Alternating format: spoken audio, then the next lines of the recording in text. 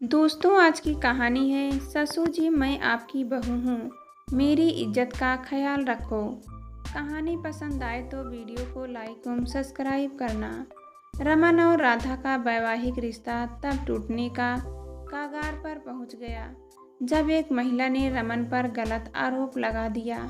क्या उस महिला ने रमन को फंसाने के लिए यह सब किया था या फिर सच्चाई कुछ और थी?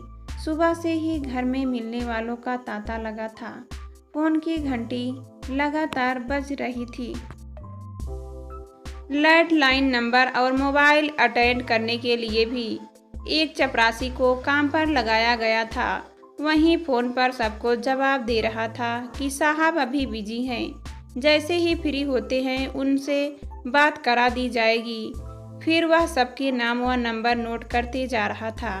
कोई बहुत जिद करता कि बात करनी ही है तो वह साहब की ओर देखता जो इशारे से मना कर देते। आखिर वे इतने लोगों से घिरे थे कि उनके लिए उनके बीच से आकर बात करना बेहद मुश्किल था।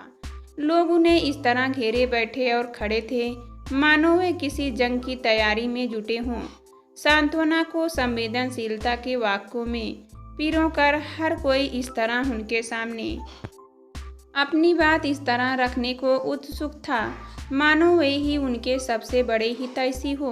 बहुत दुख हुआ सुनकर, बहुत बुरा हुआ इनके साथ। सर, आपको तो हम बरसों से जानते हैं, आप ऐसे ही हैं नहीं। आप जैसा ईमानदार और सज्जन पुरुष ऐसी नीच हरकत कर ही नहीं सकता। फंसाया है उसने आपको, और नहीं तो क्या। रमन उमेश सर को कौन नहीं जानता। ऐसे डिपार्टमेंट में होने के बावजूद जहां बिना रिश्वत लिए एक कागज तक आगे नहीं सरकता। इन्होंने कभी रिश्वत नहीं ली, भ्रष्टाचार से कोसों दूर है और ऐसी गिरी हुई हरकत से एक कर रही नहीं सकते। सर, आप चिंता ना करें, हम आप पर कोई आँच नहीं आने देंगे। एमसीडी इतना बड़ा महकमा है, कोई ना कोई विवाद या आक्षेप तो यहाँ लगता ही रहता है। आप इस बात को दिल पर न लीजिएगा। सर, सीमा को कौन नहीं जानता कि वह किस टाइप की महिला है। कुछ लोगों ने चुटकी ली। भीड़ बढ़ने के साथ साथ लोगों ने सहानुभूति धीरे धीरे फुसफुसाहटों में तब्दील होने लगी थी। सहानुभूति व साथ देने का दावा करने के चेहरों पर बिखरी अलग ही तरह की खुशी भी दिखाई दे रही थी। कुटिलता उनकी आंखों से साफ झलक रही थी, मानो कह रही हो बहुत बोलता था हमें कि वह रिश्वत लेते हैं। तू तो उससे भी बड़े इल्जाम से फंस गया। सस्पेंड होने के बाद क्या इजाज़त रह जाती है? उस पर केस चलेगा वह अलग। फिर अगर दोष साबित हो गया तो बेचारा गया काम से, न घर का रहेगा न बाहर का। रमन जी की पत्नी राधा सुबह से अपने कमरे से बाहर नहीं निकली थी जब से उन्हें अपने पति के सस्पेंड होने पर और उन पर लगे इल्जाम के बारे में पता चला था। उनका रो रो कर बुरा हाल था। रमन ऐसा कर सकते हैं, उन्हें विश्वास तो नहीं हो रहा था, पर जो सच सबके सामने आया था उसे नज़रअंदाज करना भी उनके लिए मुश्किल था। एमसीडी में इतने बड़े अफसर उनके पति रमन ऐसी नीच हरकत कर सकते हैं, यह सोचकर ही वे कांप जाती। दोपहर तक घर पर आए लोग धीरे धीरे रमन जी से हाथ मिलाकर खिसक लिए। संडे का दिन था, इसलिए सब घर पर मिलने चले आए थे, वरना बेकार ही लीव लेनी पड़ती या न आ पाने का बहाना बनाना पड़ता। बहुत से लोग मन ही मन इस बात से खुश थे। उनके विरोधी जो सदा उनकी ईमानदारी से जलते थे, वे भी उनका साथ देने का वादा कर वहां से खिसक लिए। थके परेशान और बेइज्जती के एहसास से घिरे रमन पर तो जैसे विपदा आ गई थी। उनकी बरसों से मेहनत इस तरह पानी में बह जाएगी, शर्म से उनका सिर झुका जा रहा था। बिना कोई गलती किए इतना अपमान सहना, फिर घर परिवार दोस्त नाते रिश्तेदारों के सवालों के जवाब देने व लड़खड़ाते कदमों से बेडरूम में गए। उन्हें देखते ही राधा, जिनके मायके वाले उन्हें वहां मोर्चा संभाले बैठाए थे। कमरे से बाहर जाने लगी तो रमन ने उनका हाथ पकड़ लिया। मैं राधा से अकेले में बात करना चाहता हूँ। आपसे विनती है, आप थोड़े समय के लिए बाहर चले जाएं। रमन ने बहुत सी नम्रता से अपने ससुराल वालों से कहा। मुझे आपसे कोई बात नहीं करनी है। राधा ने उनका हाथ झड़कते हुए कहा। अब भी कुछ बाकी बचा है कहने सुनने को? मुझे कहीं मुंह दिखाने लायक नहीं छोड़ा। अरे बच्चों का ही ख्याल रख लेते। 45 साल की उम्र में 2 बच्चों के बाप होकर ऐसी हरकत करते हुए आपको शर्म नहीं आई? राधा की आंखों में फिर आंसू बहने लगे।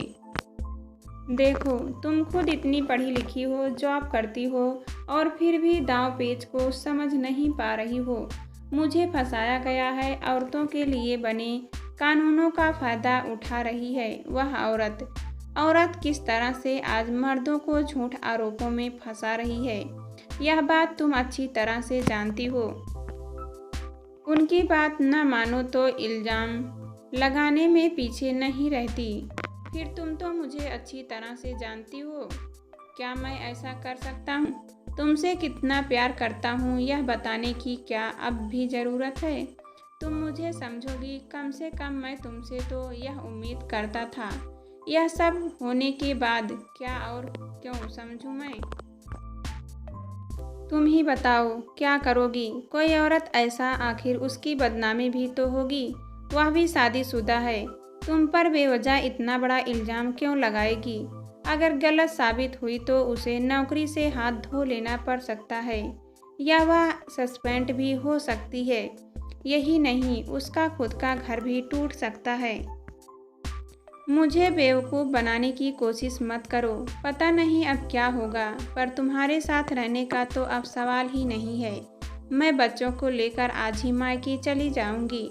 मेरे बरसों से विश्वास को तुमने कितनी आसानी से चकनाचूर कर दिया। रमन राधा गुस्से में फुफकारी, बच्चों जैसी बात मत करो। जो गलती मैंने की ही नहीं है उसकी सज़ा मैं नहीं भुगतूंगा। इन्वेस्टिगेशन होगी तो सब सच सामने आ जाएगा। कब से तुम्हें समझाने की कोशिश कर रहा हूँ कि मेरी मतहम सीमा बहुत ही कामचोर किस्म की महिला है, इसलिए उनकी प्रमोशन नहीं होती। मेरे नाम से लोगों से रिश्वत लेती है, तुम्हें पता ही है। एमसीडी ऐसा विभाग है जो सबसे भ्रष्ट माना जाता है। एक से एक निकम्मे लोग भी पैसे वाले बनकर घूम रहे हैं। मैंने कभी रिश्वत नहीं ली या किसी के दबाव में आकर किसी की फाइल पास नहीं की, इसलिए मेरे न जाने कितने विरोध बन गए हैं। बहुत दिनों से सीमा मुझे तरह तरह से परेशान कर रही है।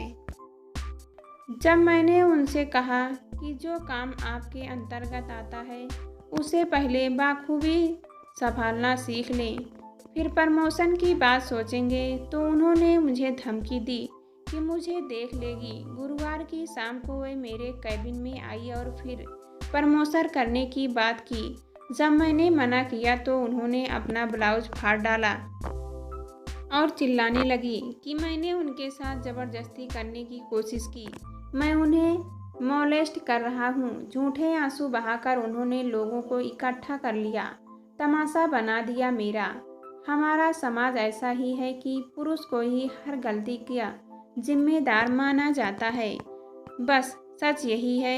इन्वेस्टिगेशन होने दो, सबको पता चल जाएगा कि मैं निर्दोष हूँ। रमन जी बोलते बोलते कांप रहे थे। ऐसे वक्त में जब उन्हें अपनी पत्नी व परिवार की सबसे ज़्यादा ज़रूरत थी, वे ही उन्हें गलत समझ रहे थे।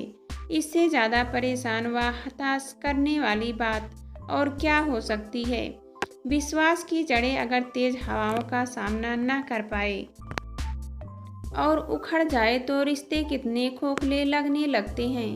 कहाँ कमी रह गई उनसे? राधा और बच्चों के लिए हमेशा समर्पित रहे, वे तो क्यों कहानी बना रहे हो? इतने बड़े अफसर होकर एक औरत को ही बदनाम करने लगे।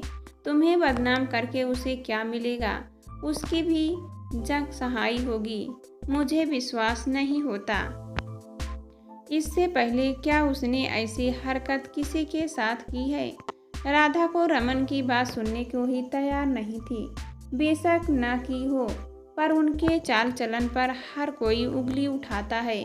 कपड़े देखे हैं कैसे पहनती है, पल्लू हमेशा सरकता रहता है, लगता है जैसे मर्दों को लुभाने में लगी हुई है। हद करते हो रमन, ऐसी सोच रखते हो। एक औरत के बारे में छी।